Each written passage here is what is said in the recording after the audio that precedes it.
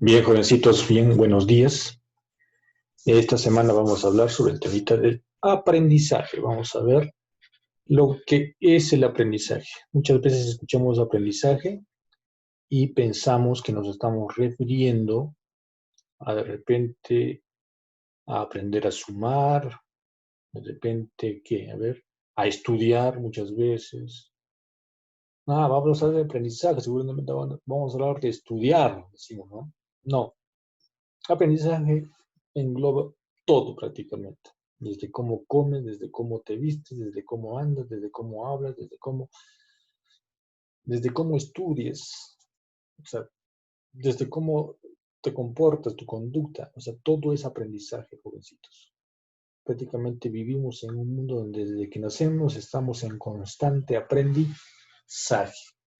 Puede ser leyendo, estudiando, viendo, o sea, de diferente manera. Para esto han existido se han realizado muchas teorías de acuerdo a cómo el ser humano aprende. ¿Se dan cuenta? Entonces vamos a ver esto del aprendizaje de acuerdo a unas, específicamente a una teoría.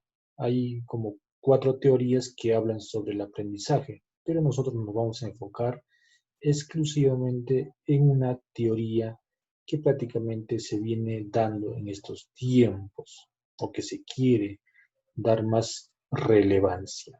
¿Ya? Entonces, jovencitos, con esta introducción sobre el aprendizaje, vamos a continuar. A ver qué es lo que más nos dice. Comenzamos aquí. A ver, primero, el concepto de aprendizaje. Como les dije, hay muchos autores, muchas corrientes, muchas teorías que hablan de lo referente al aprendizaje. Para Gardner, el aprendizaje es como un cambio en la disposición o en la capacidad de los neurons que puede retenerse y no es atribuible simplemente al proceso de crecimiento. Algunos dicen que por el mero hecho que vas creciendo ya vas conociendo, vas aprendiendo. Pero según él dice que es un cambio en la disposición, o sea, en la disposición que tiene la persona para aprender. Si no hay disposición, según él, no va a haber aprendizaje. Otro autor, Alonso, dice el proceso de adquisición de una disposición relativamente duradera para cambiar la percepción o la conducta como resultado de una experiencia. No simplemente dice para otra disposición, sino también que una percepción duradera para el cambio, pues, para ya realizar el objetivo, concretizarse. Para Robbins dice, el aprendizaje es cualquier cambio de la conducta. O sea, cualquier tipo de cambio para el aprendizaje. Y sea bueno o sea malo, estamos hablando. ¿Eh? Tú puedes aprender para bien, pero también puedes aprender para mal. Una conducta que antes era buena lo hacías, después haces una conducta mala. O de repente antes hacías una conducta mala y ahora la haces una conducta buena. Pero para él, todo tipo de cambio de conducta ya es prácticamente aprendizaje. Cole señala que es la adquisición de nuevos conocimientos a un grado de generar nuevas conductas. Además, ya afirma de que es una adquisición de nuevos conocimientos a un grado para generar nuevas conductas. Tú lees algo sobre un determinado tema, indudablemente si lo captas, lo comprendes y quieres asimilar, ¿a dónde te va a llevar?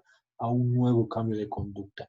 Antes consumías tal producto de repente, que te hacía mal, era dañino para tu salud. Tú lees que eso está mal, que cómo lo puedes reemplazar, y entonces estás haciendo un cambio, una nueva conducta en relación a eso. ¿Se dan cuenta?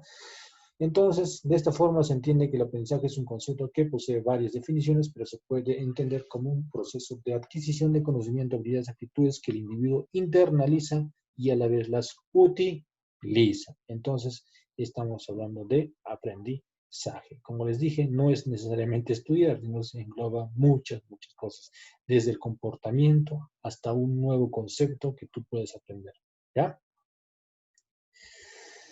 Como les dije, hay varias teorías, son construcciones teóricas que proponen cómo aprende el ser humano desde diferentes puntos de vista, argumentos explicativos que integran elementos biológicos, sociales, culturales, emocionales. Este tema se ha relacionado con la importancia que juegan las teorías de aprendizaje en educación de vida, que generan una visión sistemática del proceso de aprendizaje. Más que todo sirve para eso, ¿no? Para generar una visión sistemática de cómo es el proceso de aprendizaje en la persona, lo que permite la toma de decisiones en la sociedad sobre cómo conducir el proceso educativo. Entonces, analizando estas teorías, viendo esto cómo aprende el alumno, de qué manera, entonces esto ¿quién utiliza? La sociedad para ver cómo inducir, ¿no?, en el proceso educativo de las personas. Crean un modelo explicativo de cómo aprende el ser humano, ya que están creando un modelo, y ese modelo lo va a implantar. Es como el gobierno, tiene sus asesores, implementan un nuevo modelo y dicen, este modelo va a ser mejor, entonces implementan un nuevo modelo y lo muestran a la sociedad y lo aplican. ¿Se dan cuenta? Entonces, así funciona esto.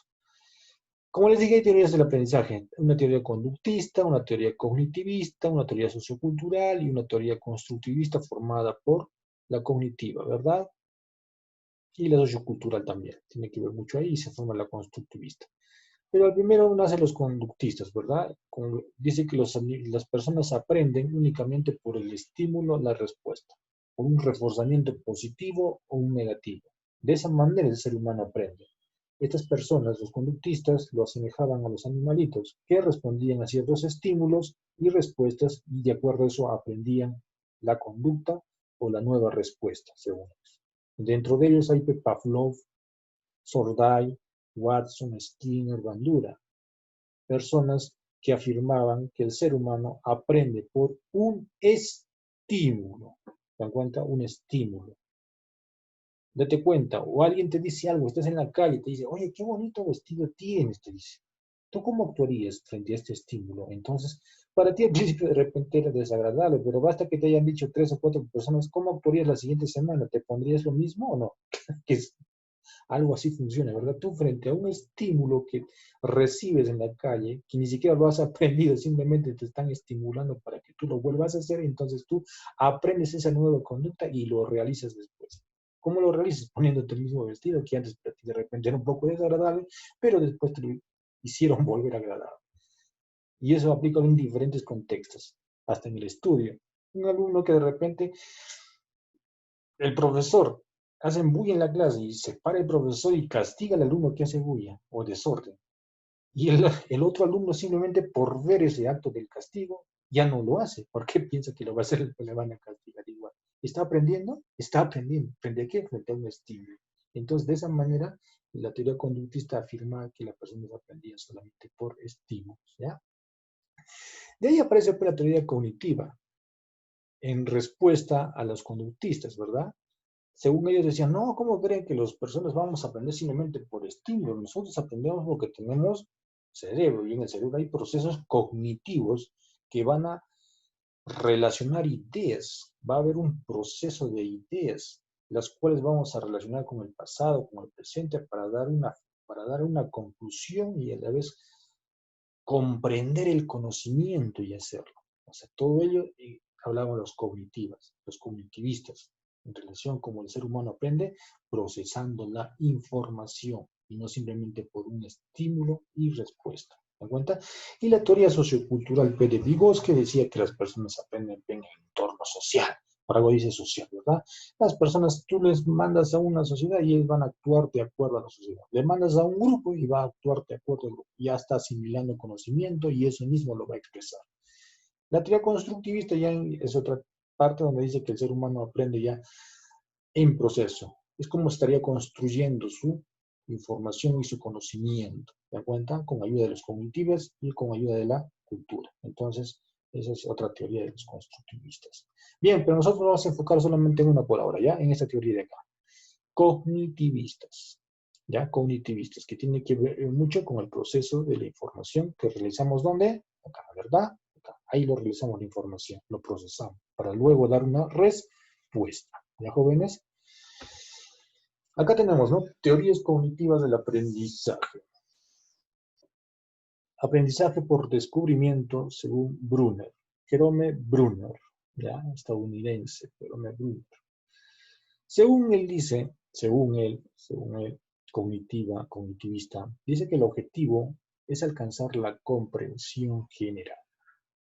Todos los siguientes, tenemos, según él, los siguientes principios.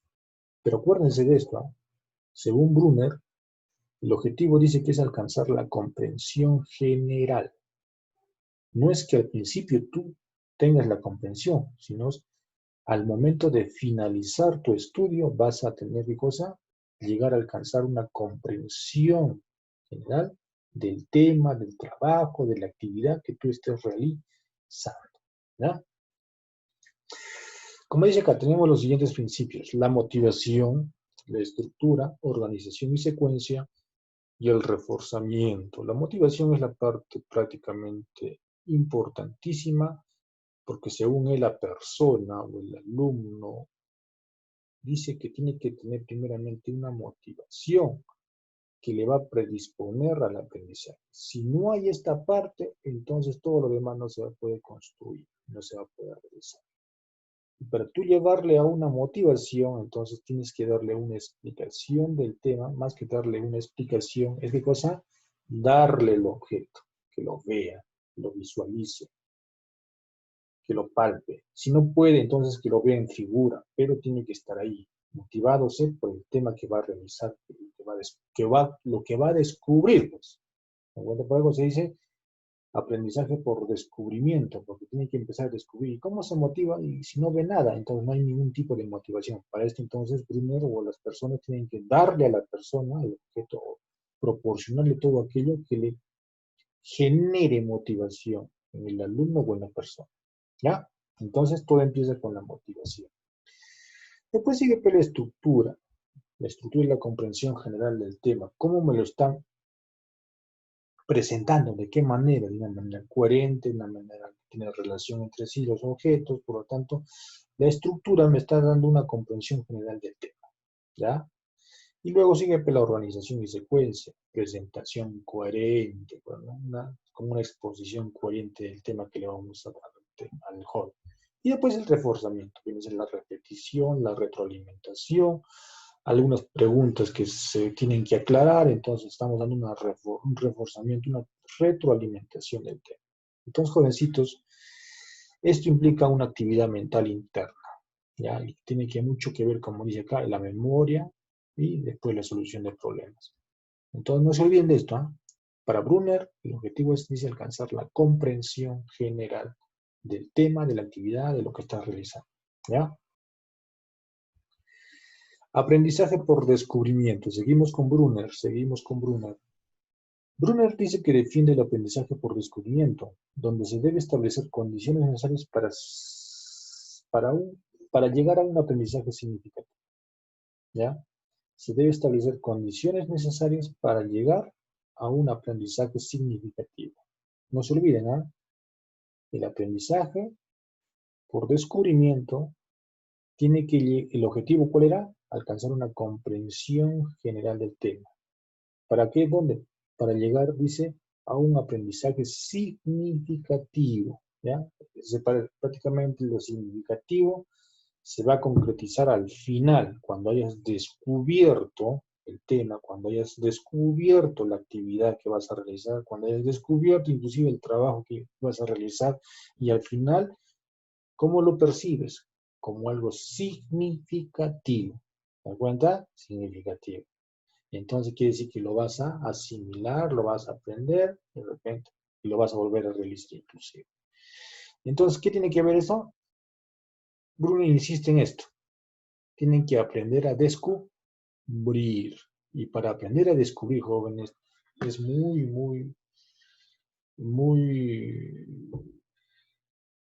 prácticamente es para que uno aprende, para enseñarle al joven a que aprenda a descubrir por su propia cuenta, es un proceso muy extenso para algunos y para algunos de repente inmediato.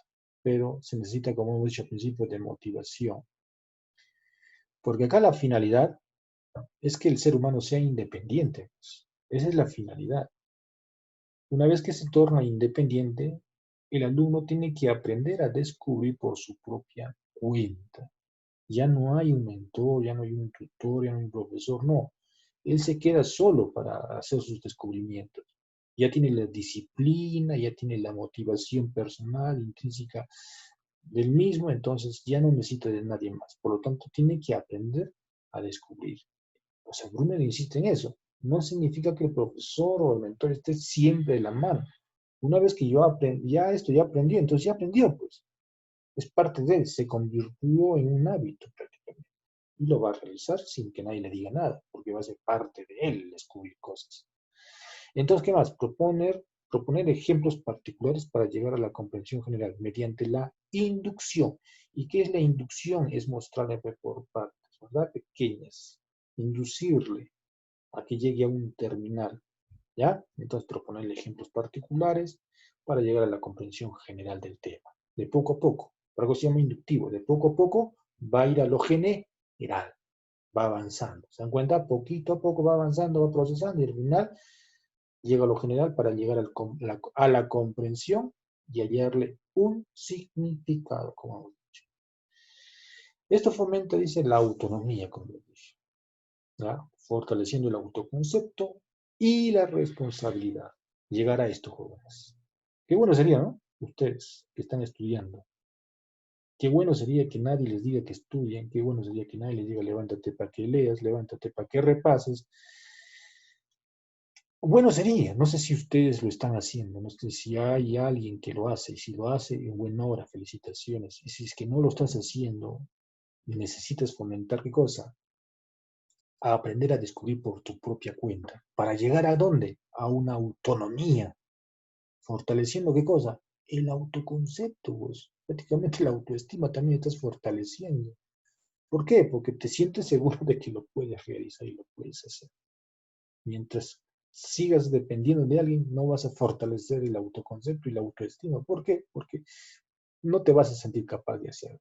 Entonces, una vez que hayas llegado a la autonomía, entonces ya el autoconcepto prácticamente se está fortaleciendo. Y la responsabilidad. Prácticamente la responsabilidad ya va a adquirir un grado de madurez. ¿Ya? Entonces, esto es en cuanto al aprendizaje por descubrimiento. Pasemos al otro punto, a la teoría de Ausubel, que habla del aprendizaje significativo. ¿Se dan cuenta? Brunner, según él, de lo poco hay que llegar a lo general para alcanzar la comprensión y de ahí hallarle un significado. Para Ausubel, dice que lo primero que tiene que haber para que una persona aprenda, tiene que encontrarle significado a lo que va a aprender. Prácticamente algo lo contrario. Prácticamente. Para Ausubel, dice que el ser humano, antes de aprender, antes que tú le muestres como Brunner las partes, le estás dando una demostración coherente, que esto va a llegar, después al final, mira, imagínate, vas a alcanzar tal cosa. No, para Ausubel dice, no, de inmediato lo significativo se torna ahí. ¿Por qué lo significativo se torna ahí? Porque dice que el ser humano previamente ya tuvo que tener un conocimiento. Y ese conocimiento anterior, pasado, guardado, almacenado que tenía, con el conocimiento nuevo, automáticamente el conocimiento nuevo se torna significante a él porque le va a ayudar de repente a resolver el tema que tenía anterior. En cambio, para Brunner, la persona recién está descubriendo y según él todavía no hay un conocimiento previo de lo que va a analizar y va a descubrir, porque es nuevo totalmente para el alumno.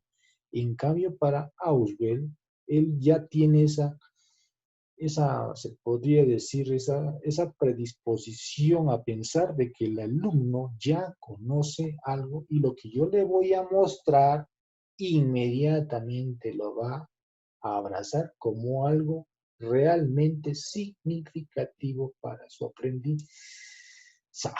Los jóvenes, algo así, de manera sencilla, porque esto conlleva mucha teoría, ¿ya?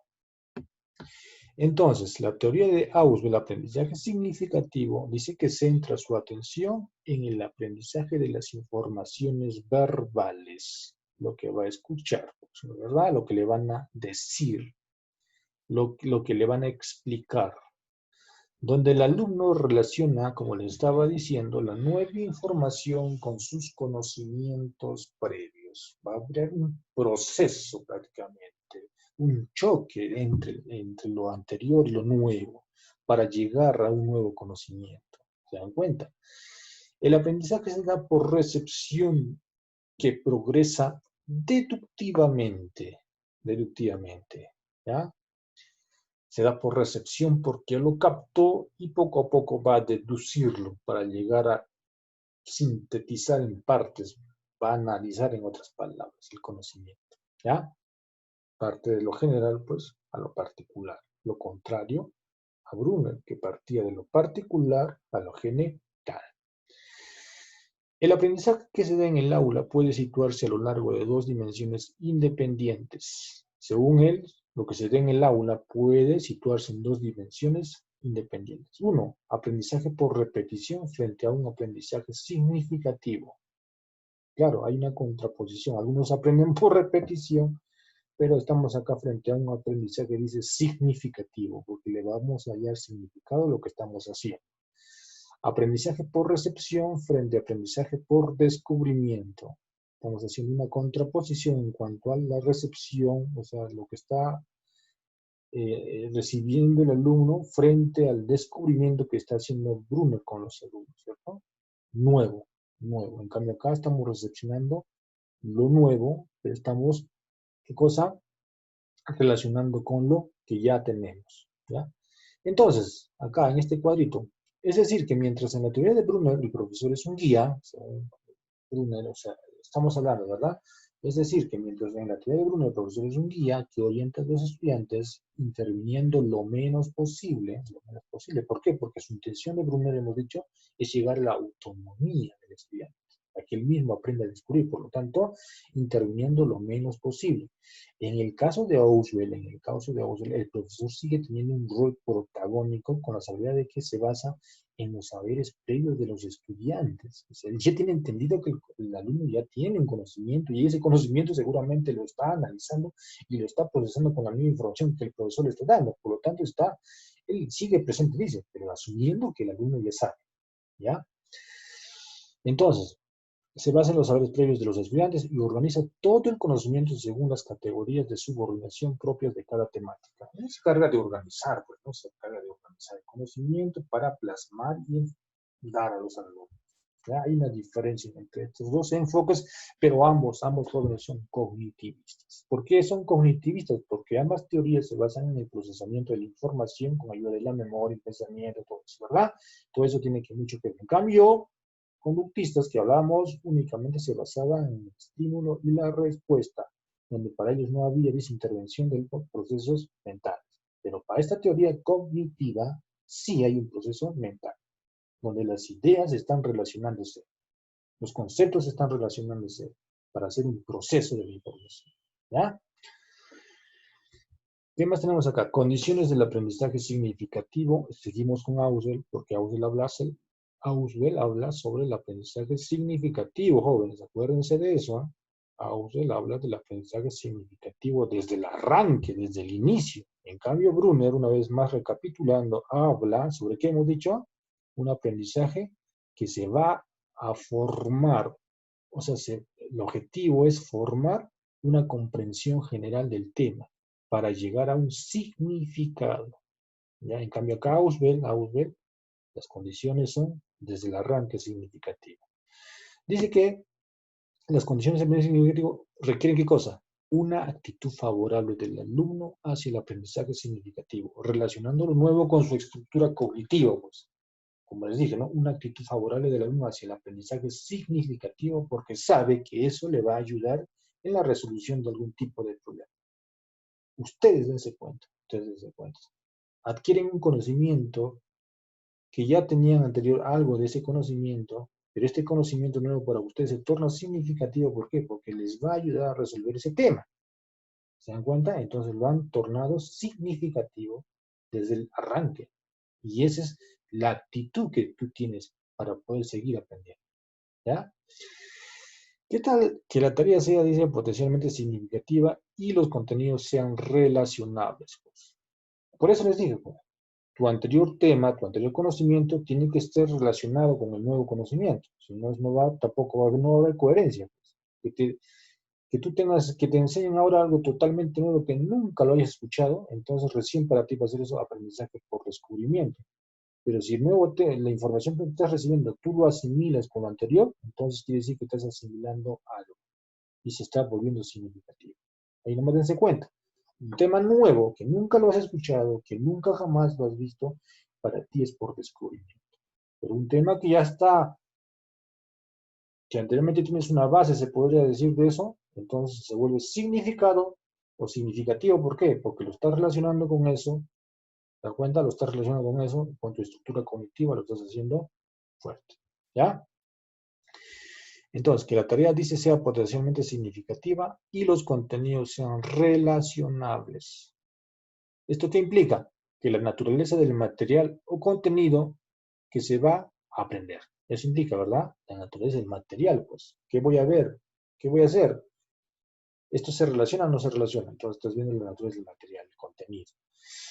¿Qué más? No puede ser arbitraria ni vaga. Debe contener un enlace lógico. No puede ser vaga, no puede ser arbitraria. No, pues tienes que aprender, no. Si te imponen, no, pues arbitrario, no. Si es vago, no. Tiene que tener un enlace lógico. También depende, dice, de la estructura cognitiva del alumno, de los conocimientos previos, cómo está organizado en su memoria. Ya, como le estaba diciendo, el profesor tiene o predispone o presume que el alumno ya sabe, pues, presume, pero siempre va a estar ahí presente, como dijimos. ¿Y qué es la estructura cognitiva? Vamos a ver qué es la estructura cognitiva.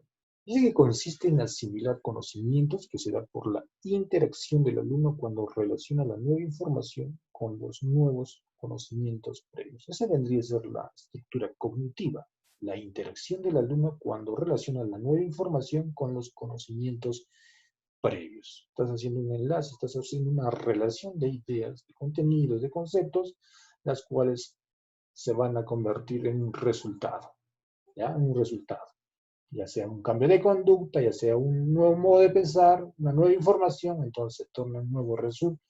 Estructura cognitiva es todo aquello que se relaciona, que interactúa en el cerebro, con ayuda de la memoria, el recuerdo, el pensamiento, inclusive hasta las mismas emociones están ahí, ¿no? Latentes. Por lo tanto, todo ese proceso, esa es estructura cognitiva, jóvenes.